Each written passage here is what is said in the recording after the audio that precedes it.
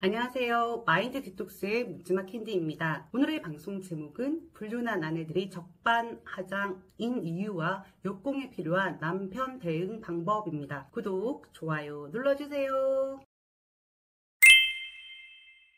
요즘 상담을 하면서 느끼는 부분은 아내 바람이 너무 많고 증가하고 있고, 바람피고도 남편들 바람보다 더 뻔뻔하고, 아이를 두고 가출은 물론 이혼 요구까지도 강하게 한다라는 생각을 합니다. 자신의 잘못을 덮기 위해서 모든 걸 남편 잘못이라고 자책하게 만들고 급기야 가해자로 까지 몰아갑니다. 왜 이런 현상이 생기는 걸까요? 첫 번째, 사랑이라는 이름으로 스스로 불륜을 정당화. 나도 이제야 진짜 사랑을 만났어요. 이 한마디로 모든 윤리와 책임을 덮어버립니다. 불륜 상대와의 감정이 뜨거워질수록 기존의 결혼 생활은 불행했었다라고 스스로 믿어버립니다. 두 번째, 억눌린 감정의 폭발. 수년간 참고 살아온 감정이 불륜이라는 탈출구로 폭발합니다. 내가 가정에서 희생만 했잖아. 이제라도 자신을 위해 살겠다며 실제로 남편에게 맞추고 살아온 경우들이 있기도 합니다. 세 번째, 불륜 상대의 달콤한 말에 세뇌됨. 불륜남의 세뇌에 넘어갑니다. 넌 지금까지 너무 고생했어.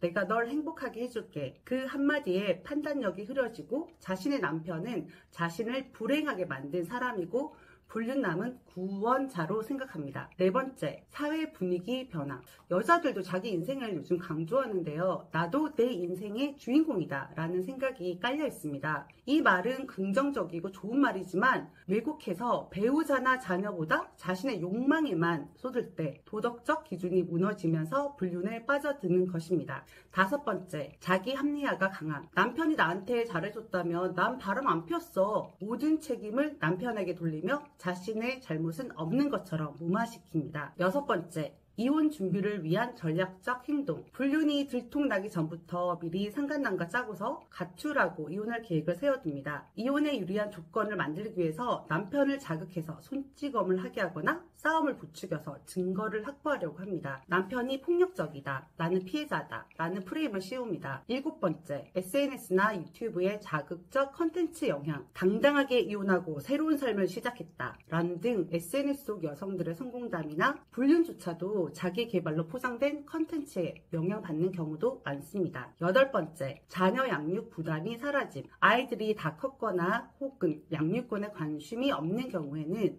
더 쉽게 집을 떠나고 엄마로서의 역할을 던져버립니다. 그리고는 여성으로서의 자신의 삶만 추구합니다. 아홉 번째, 주변 불륜 여성들과의 비교 심리. 내 친구는 이혼하고 더 좋은 남자 만나 잘 살고 있잖아? 나도 그렇게 될 수 있어 라고 착각하면서 불륜을 통한 인생 역전을 꿈꿉니다. 열 번째, 가정에서 받지 못한 인정 욕구의 표출.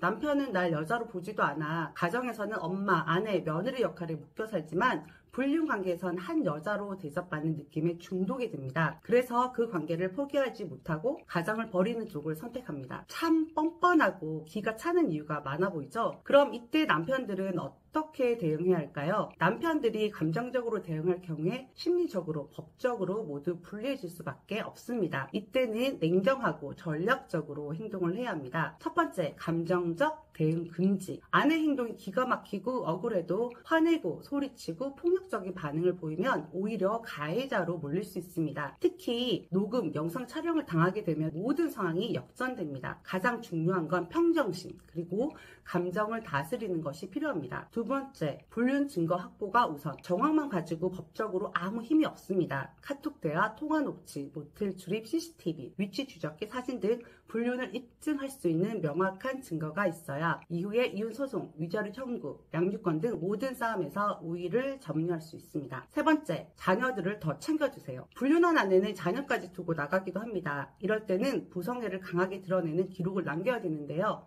아이와 함께하는 사진, 교육비 부담 문서, 학교, 병원, 학원 동행 등 양육권 확보하고 나중에 도덕적 우위에 도움이 됩니다. 네 번째, 이혼을 바로 받아들이지 말고 시간 벌기. 너무 급하게 이혼을 선택하시면 안 된다고 말씀을 드렸잖아요. 아내가 일방적으로 이혼을 요구하더라도 바로 동의하지 말고 아이들을 위해서 고민해보자, 조정 기간이 필요하다, 나는 우리 가정을 지킨다는 식으로 시간을 벌면서 대응 전략을 세워야 합니다. 다섯 번째, 전문가와 변호사 상담은 필수입니다. 심리 상담도 받고 가정, 가사 전문 변호사도 만나서 마음의 무장과 법적 전략을 동시에 준비하셔야 됩니다. 혼자 판단하면 감정이 앞서서 실수를 할 확률들이 커집니다. 6번째, 주변 사람들에게 알리지 말기. 가족이나 친구나 직장에 내 아내가 바람났어요 라고 떠벌리면 나중에 명예훼손, 협박, 모욕죄로 역공당할 수가 있습니다. 그리고 나중에 혹시라도 가정을 지키게 되면 쪽팔리잖아요. 아무 말 하지 않고 증거와 기록을 차곡차곡 모으는 사람이 결국 이기는 겁니다. 7번째, 재산 보호 조치도 병행. 이건 이혼까지도 염두에 두고 있는 경우인데요. 불륜녀가 이혼을 요구하는 이유 중 하나는 재산 분할을 노리는 경우도 사실 있습니다. 통장도 정리하시고 부동산 소유권 같은 것도 와이프 이름을 있는지 확인을 해보고 재산 처분 금지 가처분 신청 등을 하고 아내에게 보내던 급여나 생활비, 일체 돈 같은 거는 보내지 마시기 바랍니다. 8번째, 아이에게는 절대 엄마 욕을 하지 마세요. 불륜한 아내가 나갔어도 아이에게는 엄마는 너한테는 좋은 엄마였어 라고 말하는 게 법정에서도 도덕적으로도 가장 강한 무기가 됩니다. 그래서 아빠는 너희들을 위해서 참고 있다라는 이미지가 도움이 될 건데요.